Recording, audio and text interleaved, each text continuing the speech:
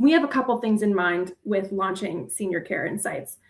The first piece is, after 4 years in this space and all of those conversations with senior living sales and marketing leaders, we got so much enthusiasm, so much appetite for data, but got a lot of questions around how can I get this? How do I apply insights to support this specific problem? Just a lot of area for us to learn and grow. So we listened, and in line with Welcome Home's commitment to listen, care, and commit, we listened and we care about the data access of our customers in the industry at large. So we thought, why don't we just put our best foot forward and be a data provider for sales and marketing leaders specifically. I think what's interesting about the space today is there actually is a lot of data, but it's not for this specific audience.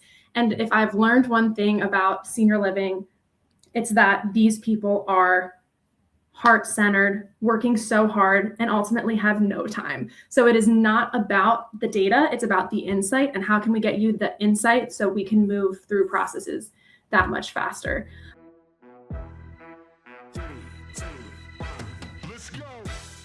Welcome to The Move In, a senior living marketing podcast from Unlock Health, a full-service marketing partner for the aging services industry. Join us for candid conversations exploring the latest marketing strategies with the senior living community leaders and innovative solution partners who are moving our industry forward. Together, we'll build a community to build better communities. What did senior living leaders learn from their 2025 decisions, and how is that shaping 2026 strategies? Hello, I'm Larry Williams, and welcome to the Move In Senior Living Marketing powered by Unlock Health. One of the clearest lessons from 2025 is that more activity doesn't necessarily lead to better results. The data shows senior living leaders are shifting away from volume and toward intentional decisions, better lead quality, and stronger inquiry to tour conversion, tighter alignment across teams, and a focus on long-term fit. Joining me today is Maggie Seybold, the Vice President of Customer Insights at Welcome Home Software. Maggie turns CRM data into actionable insights from operators across the country, and she's one of the most trusted voices in senior living when it comes to understanding what the data is really telling us, including insights from Welcome Home's 2025 Year in Review. In this conversation, we dig into the themes shaping senior living decisions right now based on the findings of Welcome Home's Year in Review report, and here are a few specific topics we discussed. First, the shift we saw in 2025 from chasing more leads to making more intentional, higher quality marketing and sales decisions, and why fewer leads are often producing better outcomes. Second, how operators are refining the inquiry to tour process, using data as a kind of check engine light to uncover friction, misalignment, and missed opportunities across marketing, sales, and operations. And third, what the data is revealing about where the industry is headed in 2026, including the growing importance of memory care, evolving search behavior, and the move from pure occupancy goals toward long-term sustainability. This is a data-driven conversation with real-world takeaways. Let's jump into it. We are on the Move In Senior Living Marketing. I got Maggie Seybold with me. Maggie is the VP of Customer Insights at Welcome Home Software. Maggie, welcome to the show. Thank you for having me. I'm so excited to be here. This is truly one of my favorite times of year to be talking about data. And I love being on this podcast with you, Larry. So I am excited. Oh, thank you so much. And I was really excited about this. I mentioned this to you before we jumped on the conversation, which is, we're breaking up this year's podcast in different series. And I wanted to start this year's with the Data Insight series. And I knew number one on that list had to be bringing you into the conversation along with the Welcome Home Year in Review. So again, this is fun for me. This is a great way to really kick off this year in the podcast. And so thank you again for joining us. But before we go any further, tell us a little bit more about yourself and really what is the VP of Customer Insights handle at Welcome Home? That is an excellent question. And I will tell you, it evolves all the time. I've been with Welcome Home since 2022 now, and initially the vision for customer insights at Welcome Home was to take all of the data that was coming through the CRM and find ways to take that data, turn it into insights, and deliver it to our customers as our primary goal. How can we serve our customers with data to help them pursue enhanced results, make better strategic decisions? But then beyond that, supporting our team enriching what our CSMs are able to support their customers with. So really just use data to improve everybody's experience was my job at the outset. And since then, it's been 4 years and 12 reports of getting feedback from sales and marketing leaders in this space. And we are really excited to be pushing the envelope for what we can do with data in senior living. And I'm really excited. But anything data is truly my world. And that includes a lot of customer conversations, which is frankly my favorite part. Well, it's amazing how much you can learn in the data, and it really the data doesn't lie. And I love you mentioning data to improve everyone's experience. And I think we all need a Maggie on our team to help us navigate all the data waters, and so we can understand what's really going on. Because again, the data is going to guide you and provide the information that you need to know about. And sometimes a lot of the hidden gems or some of the missteps that we're taking as well. So you are doing amazing things. One thing I really want to pay attention to is the new Senior Care Insights platform. And the webinar that you all hosted, was it 2 weeks ago to announce the year in review, or was it last week? I mean, time's going by too fast. I think it was 2 weeks. I'm trying to remember. 2 weeks? Myself. I don't remember.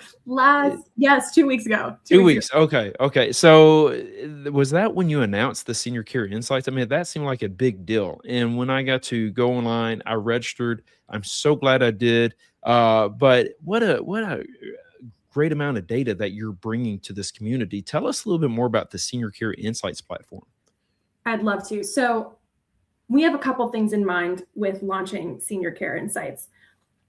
The first piece is, after 4 years in this space and all of those conversations with senior living sales and marketing leaders, we got so much enthusiasm, so much appetite for data, but got a lot of questions around how can I get this? How do I apply insights to support this specific problem? Just a lot of area for us to learn and grow. So we listened, and in line with Welcome Home's commitment to listen, care, and commit, we listened and we care about the data access of our customers in the industry at large. So we thought, why don't we just put our best foot forward and be a data provider for sales and marketing leaders specifically? I think what's interesting about the space today is there actually is a lot of data, but it's not for this specific audience. And if I've learned one thing about senior living, it's that these people are heart-centered, working so hard, and ultimately have no time. So it is not about the data, it's about the insight and how can we get you the insight so we can move through processes that much faster.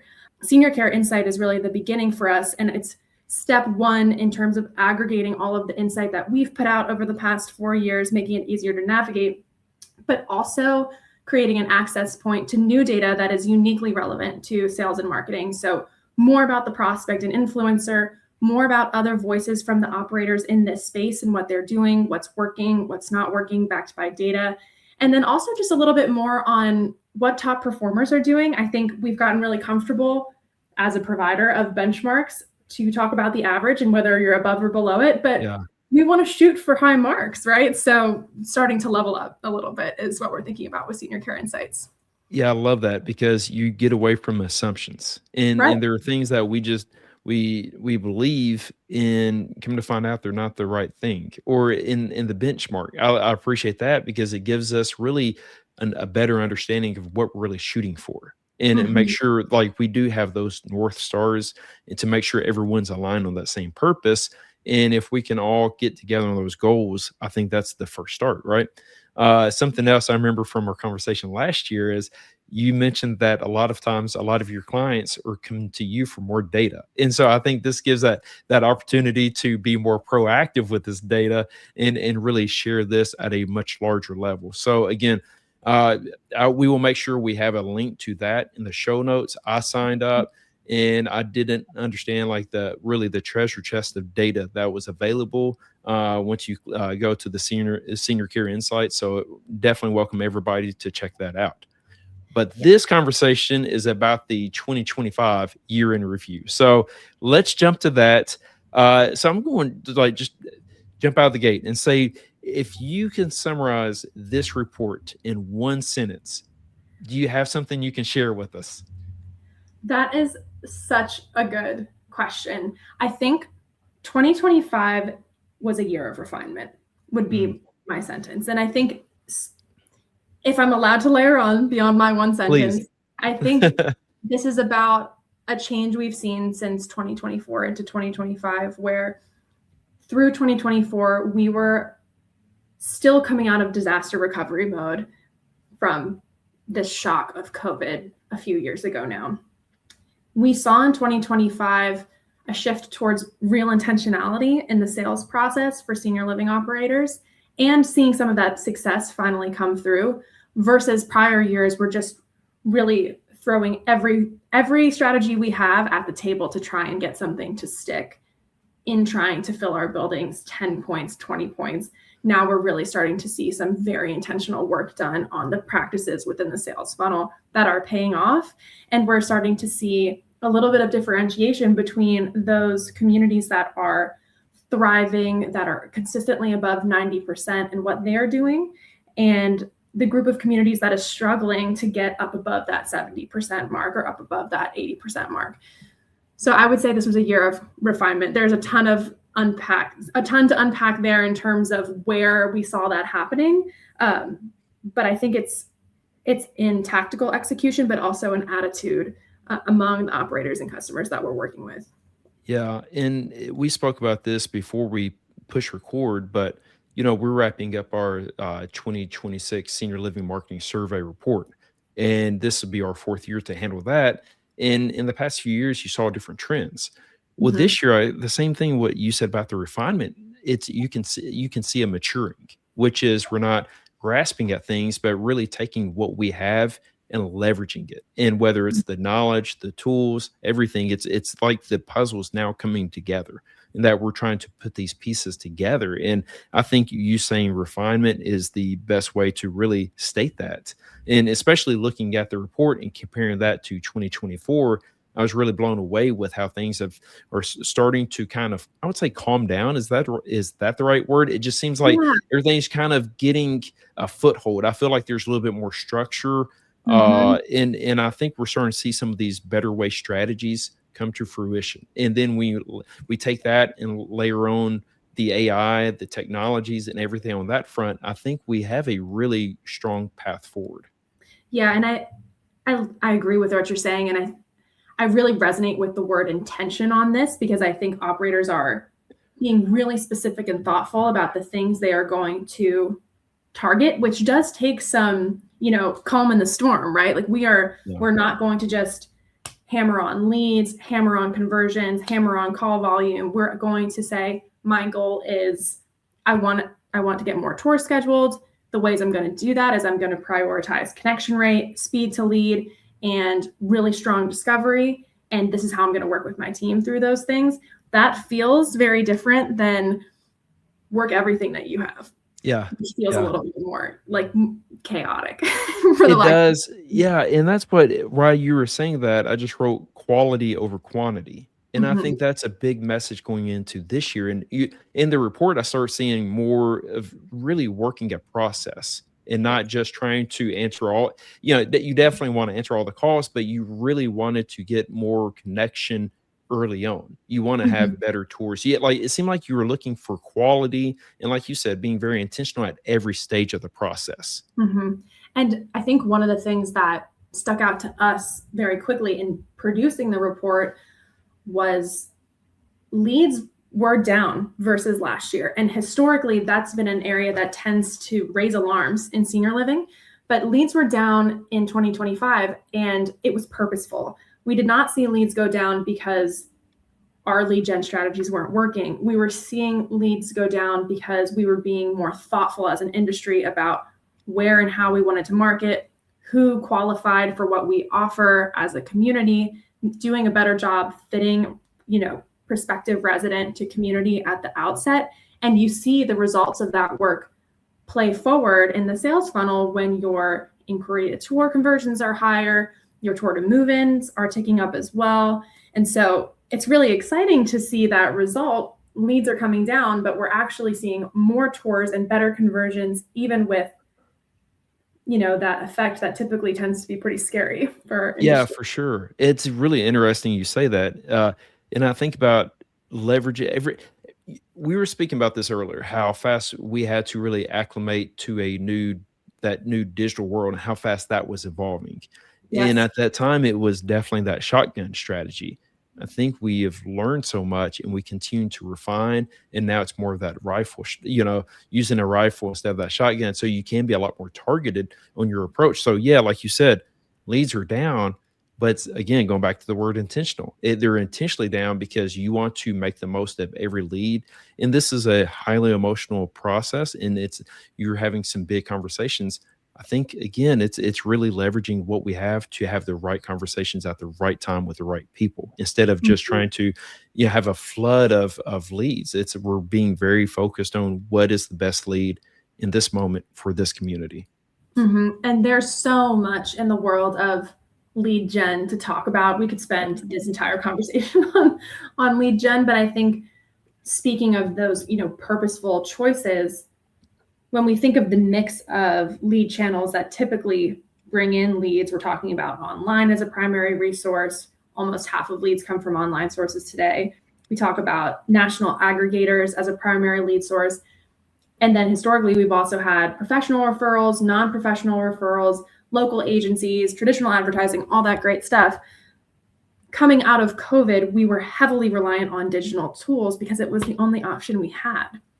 And now, having stabilized into a world where people do want to come see the community and take several tours, we're not so reliant on digital anymore. And in fact, especially on the conversation about aggregators, 25% of our customers have moved away from reliance on national aggregators entirely, which is a huge shift. 2024 to 2025, we've heard this talked about a lot, but not actually actioned on. And for the first time, we're seeing it being actioned on.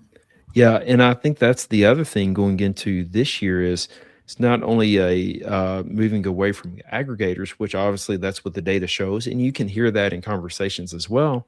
Yeah. But it's also whether it's senior living operators taking really that control in terms of who they're reaching out to. They can handle this and they can speak to their intended audience. But it's Mhm. also consumer demand changing, and our consumers are becoming even more savvy when it comes to shopping. I think they don't need that group in between. They can go and take those steps and actually, manage that search process themselves. So I think again, it's just really a maturing all the way around, and Yeah. it's really exciting to see where this is going in this year. Yeah. And I mean, not to go down this rabbit hole too early in the conversation, but I think dynamics around digital search are changing enormously right now too. Google search used to be my go-to. It's not anymore. I think you can probably guess what it is.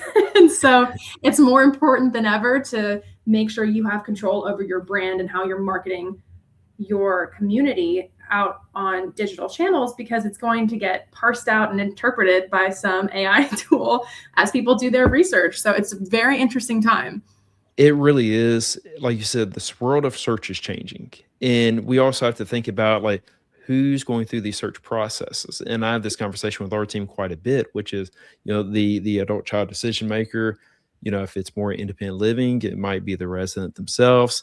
Yet Mhm. think about all these steps, and then you pull in beyond the changes with AIO and everything. Then you start seeing how many people are really searching through social media and how Mhm. that's impacting. Then you look at people confirming through Reddit or whatever that is. It's changing rapidly. And I think that's why, going back to the data conversation, understand what that structure, what that foundation looks like, and you can build upon that. And I think you always have to start with that data and build from that point so we can really understand what are the goals and who we're trying to connect with. And it goes back to the beginning conversation. The data doesn't lie. And so I think that's why this is so important. Uh, Going back to the year in review, I'm curious about this. Did you see anything that surprised you this year, that maybe caught you off guard once you got the numbers in front of you? Initially, yes. And then after sitting with it, less so. I think our team in, the 2024 year in review and one-on-one conversations we have with our customers, we have been really focused on the back half of the funnel. So thinking a lot about tour to move in. The reason we're so focused there is because your tours you can consider those to be your opportunities. And then we really don't want to lose track of them as you move through the sales cycle. And we want to be really thoughtful about partnering with our ops team to make sure that we are qualifying people appropriately, getting them in, and then they're going to have that long length of stay, great experience in the community, and ultimately be a referrer for their community as they, enjoy their time. So we were really pushing tour to move in, and we just saw a huge focus on the inquiry to tour side, which is great. But I was surprised because I think we had heard a lot about people wanting to make the most of what they had. And I interpreted that as, let's be really thoughtful about post-tour. But really, folks were thinking, let's do better at marketing so we get the right people in the first place. And then let's do a much better job nurturing them, discovering them from the start. And let's make smart decisions about the tools and activities and process that happen between that first touch point and the tour. So I was excited to see that, but surprised. Yeah, sure. It's because there's so much to unpack on that, and to understand the dynamics. And that's what we've talked so much about data in this, but to understand all the information that's kind of that lays under all of that information of what's really going on. And it's like this onion you're peeling back. Yeah. And I think that's the piece that is focus on inquiry to tour is so time consuming because there are so many places where the process can fall apart if you're not really clear on the experience you're trying to deliver. I mean, if you think about it from the very, very, very beginning, the second a prospect thinks they might want to consider senior living, whether that starts as, they see a billboard or they see, an ad, the intentionality with which operators have approached marketing, qualification, early nurturing, and education so that when a prospect does raise their hand, they are more prepared to have momentum through the sales process. That saves sales teams a ton of time. But what it also does is it allows marketing to hand off information to sales. So when you have that first discovery call, the sales director can refer to those notes and say, you know what, I know this person's looking for independent living. I know they want a 2-bed, 2-bath. I know they care about gardening, so they probably want a ground floor unit. And that completely changes the dynamic of that first conversation because the prospect feels known and understood in a way that we haven't always prioritized in the past. But that's probably 10% of the upper half of the sales funnel. So we could go on all day on this, but the reason it's so hard to target that inquiry to tour metric is because you have to cut it down to the 15 things that have to happen to have that successful tour. Oh, for sure. And having that understanding and everybody meet at that place, and kind of takes me back to another series we're going to have this year, which is alignment. And I think it's so important to have all of this information across all, departments from marketing, sales, operations. And I think there's a lot to unpack here really for operations as well. We get very focused on the sales and marketing side with the year-end review, but feel like there's a lot of things that as the operations team can lean in and really learn from this also. Yeah. And I mean, it's such a collaborative effort because I think we call upon ops teams to get involved in sales often, but I would turn that statement and say sales should be involved in operations. That's a good point. One thing that, Welcome Home thinks about all the time, Teddy, our VP of sales, he is often saying, I love running sales at this company because I can talk really positively about a product that I understand and sell accurately. So then when I'm on the other side of, someone using Welcome Home, I haven't sold them something that they're not experiencing. And I think that gap happens a lot in senior living where sales is not representing the reality of the experience. And we need to hold ourselves to a high standard, raise the reality of the experience, sell the right experience, make sure you're getting the appropriate fit, and use data to be the check engine light on whether or not that's working. If your length of stay is really low, if your move out reasons point to a dissatisfaction problem, or you're seeing a lot of move outs because of acuity, that means there's something going on that's wrong on the sales side, not necessarily pointing the finger at ops. So I think there's collaboration between sales and marketing, there's collaboration between sales and ops, there's collaboration with wellness. It's really a full team effort. And I think teams are understanding that. You said a lot there, and like there was so much. I almost wish we could hit the rewind button and let you all say it all again because there was so much gold packed. In fact, I'm changing highlighter colors just to highlight Nice. this one statement you said. Use data as the check engine light. That is gold. That is so like I love that. And then talking about really understanding the appropriate fit. And I Mhm. think that's the part that we need to make sure we're aligned on. And that's something as within Unlike Health, when we bring on new clients, we talk about the importance of data and Mhm. why, like, it's not just about the lead, it's about that stays through the entire journey. We need to understand what's working, what's not working, and really lean into that. Mhm. Because again, it's not just to get them to move in, but it stays with them through that resident journey. And the happier you can make them through this, the Yeah. longer the stay will be, and the happier the families, and the more the referrals. It's like this. That's something that I always want to make sure that we lean into, is to make sure we're understanding the full story and Yeah. not just the beginning phases of it. Right. And I think, one thing we sometimes forget to talk about on the sales and marketing side is we call these communities. Like, we are trying to create community. It is not about, moving a specific person into a specific unit. It is about finding someone that's going to participate in the Yeah, community and make this the experience we are really proud to be selling and serving. I don't know.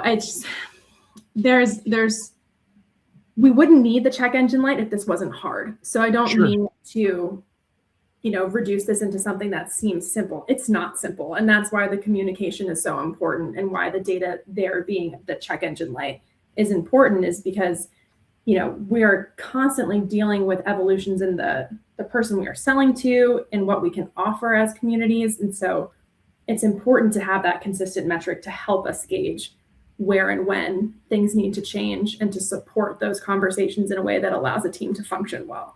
So Yeah, it's hard. it really is. But again, it goes back to having the mechanisms just to ensure everybody's aligned. And then we get into the topic that was part of every conversation of last year, which was AI. And Yeah. so it's about, we have this, let's understand, how we can leverage this information, how we leverage the data, leverage these insights to improve the process going forward. We don't have to work for the data as much. It's there. Let's have Yes. the data work for us. And there's so many different tools and techniques really leverage to take us to that next step. I'm going to shift gears real quick, just because one thing that really stood out to me in reading this year's review was how memory care continues to grow. Yeah. And so, like, I think it continues to be one of the main topics of conversation, and really leveraging, what's needed in that within our society, and how we need to continue to support that. Were there any surprises to you on that side of things? I'm not surprised by it. And when Okay. you look at the demographic trends and the trends around health and wellness in the United States right now, memory care is a reality that a lot of influencers and prospects are going to have to face. And our industry needs to be prepared for it. When you look at the rate, the baby boomers are with us at this point. Supply of senior living communities is not going to meet that demand. And we also overlay on top of that the fact that many Americans are going to experience some level of chronic disease that's usually a precursor to a cognitive decline that usually requires some level of support from a memory care-esque offering. So when we think about where we're headed in the next 10 years, our country, the seniors that we are serving need memory care. They will need memory care. And it's just like any other community and care type model. How can we serve them? How can we meet them? How can we learn what is needed to make that sales process and ultimate experience as positive as we can make it for the people we're serving? Yeah. Do you find that investment groups lean to data resources like the year in review just to help kind of guide that future planning and really where they're going to allocate their resources? Absolutely. Absolutely. Yeah. I'm someone who worked with lots of private equity teams for a very long time and hunted down lots of data and paid exorbitant amounts of money for it. I know that they're using this data, and I think it's helpful to have a unbiased view on some of these trends. The relationship between investors and operators can sometimes be challenging because you've got a view from way up here that doesn't understand the experience of being on the ground. And then you've got the experience of being the operator and being on the ground. And there's a lot of miscommunication that can happen in between those things. And I think the one thing that I've loved about the benchmarks is, like, this is just reality. This is based on real-time data. It's based on more than 5,000 communities.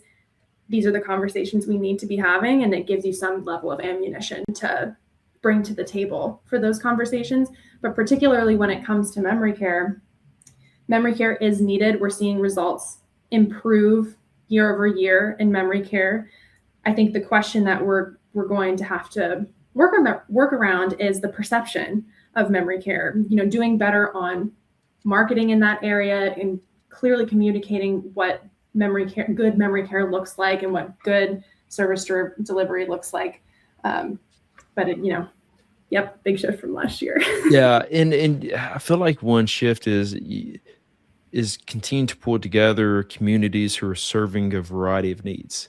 And it's for the independent, assisted, as well as memory care. And is the data showing that more families are looking more for that type of model? We see higher success rates in blended community types than in standalones, and that includes independent living standalone and memory care standalone. I think the idea of having multiple options is really compelling because you just don't know what 82 is going to look like versus 84. Yeah. And having support to help you navigate through whatever that time period looks like, it's really compelling to influencers, especially when we think about the influencer of today. These are folks that waited longer than historically any other generation to have kids. So they've got older adult children that are kind of relying on them still. They've got their parents that are aging and maybe experiencing some chronic disease, early cognitive decline. So that influencer is completely strapped for time and in desperate need of support. And we need to be there to support that person. Yeah, it's amazing what peace of mind, how impactful that is now, and how we can meet this group there with the right marketing and the right messaging, and just really providing that assurance. So we're trying to wrap up here. It's crazy how fast 30 minutes has gone by. I'm blown away. What does the data looking at 2025 tell you about 2026? And do you have any thoughts about the incoming year? I guess I say incoming year. I mean, we're here, but we're here. We're in February. That's crazy. I know. I think I'm really excited about 2026. I think the industry has gotten its footing in a way that we haven't seen in a while. More than half of communities on Welcome Home today are right at 90% occupied as of today. So we are seeing this stabilization, this piece that you mentioned earlier, start to really, touch our senior living operators. And with that, we're afforded to think a little bit more strategically about what we're doing than we have in the past. So especially for that set of operators that is hitting that 90, 92, 95 and above occupancy, we're starting to shift focus a little bit more towards net operating income instead of just occupancy. We are getting sales teams and operations teams bought in on the financial success of the community, not just filling units. So that is a change in mindset and a different set of metrics, a different set of considerations that we didn't necessarily had the time to consider before. Sure. So we've got half of communities thinking that way. And then we have another half of communities that have continued to struggle and seeing those same gains. And so now we have a lens to continue to evaluate what root causes can we address here that may help to improve the sales process, but also think through the whole journey, sales to through operations and through move out. So I think it's interesting to consider both lenses. Yeah, for sure, because you do see both sides of that. And I see that first group you were speaking about, like earning that chance to really start refining. Right. And like the last few years, they've really invested in the time and effort to get to this point where they can think a lot more strategically. And that's, I think, going back to our conversation just today, it's really about, again, going back to the data and investing that time and effort to be as strategic as possible. So wrapping up, this is my last question to you, which is, if marketers remember only one lesson from the 2025 data, what do you think it is? I feel like that was a big question. That was a huge question. That's a big question. That's why I waited till last. Which is why I took a pause. But I think walking away from all of the content, and in the year in review report, just a quick plug, is more than 55 pages. So please check it out. We barely scratched the surface today. But if you I used a lot of toner. I think I'm just I printed it off and made notes here. So yeah, for sure. It is legit. A strong 55 pages. Black and white, so it wasn't such a burden to the printers out there. But I think one big takeaway from this report is we have the space for intentionality in sales and marketing in this space. I think often we feel very busy, very overwhelmed, and we are busy and probably are overwhelmed, but intentionality in sales and marketing pays off massively. We can slow down and see better results, particularly when we're thinking about the fundamentals for sales and marketing, when we're thinking about lead gen, when we're thinking about that inquiry to tour process, when we're thinking about that tour to move-in process. So that would be the message that I would continue to echo to teams as they head into 2026. But the other piece I would just take away too is every community's context is different, and we're seeing that. So we do need to start to think about each entity and its strategy a little bit differently versus being so broad picture about what we're trying to do with a senior living portfolio. So just something to think about. Yeah, no, that's really good. Again, I appreciate in this conversation, you brought two perspectives. And I think those are two really important perspectives to highlight. And this has been just a wealth of, you have such a wealth of information here. Thank you for being so generous with your advice, your insights. We're all better because of it, Maggie. Now, where can people find you to learn more about what you're doing, all the reports that you're providing with Welcome Home? Well, Welcome Home's team is incredibly active on LinkedIn. So very much so at conferences. I don't think I've ever been to a conference where the Welcome Home team was not attending. Oh my gosh. And we have the best mints too. I don't know if you've ever gotten some Welcome Home mints, but I think so. Are. Yeah, I think I keep some in my car. I just, get them at conferences and put them in my car just for safety. That's right. They're worth seeking out. But beyond that, Welcome Home's website, welcomehomesoftware.com. If you're interested in reading the year in review report, you'll have to sign up for free for Senior Care Insights, which is under the products tab. But you're also welcome to email me. One hack about Welcome Home is if you want to get in contact with someone, it's just first name dot last name, welcomehomesoftware.com. So feel free to, harass anybody on the team that you'd like. Hey, there's a lot of great people to harass there. So yes. Maggie, thank you so much for taking the time to share with us today and just gathering up all this great data. Well, thank you, Larry, for having me. This is such an awesome discussion, and I'm looking forward to some more in the future. Yes, absolutely. All right. We'll see you, Maggie. As we wrap up today's episode, the Welcome Home 2025 Year in Review and Maggie's insights leave us with 3 clear takeaways every senior living marketer and operator should be carrying into 2026. First, optimize for fit and not volume. In 2025, fewer, better qualified leads consistently outperform high volume pipelines. Second, treat inquiry to tour as a system. Speed to lead, connection rate, discovery, and handoffs matter. The data should act as your check engine light when something breaks. And third, align sales, marketing, and operations around long-term outcomes, not just move-ins. Length of stay, resident fit, and sustainability are now the performance indicators. A big thanks to Maggie Seybold from Welcome Home Software for sharing insights from the 2025 Year in Review and helping us understand what data is really telling senior living leaders. And if you haven't already, check out the full report. We linked it in the show notes. Thanks for joining us today, and until next time, let's go create some meaningful connections.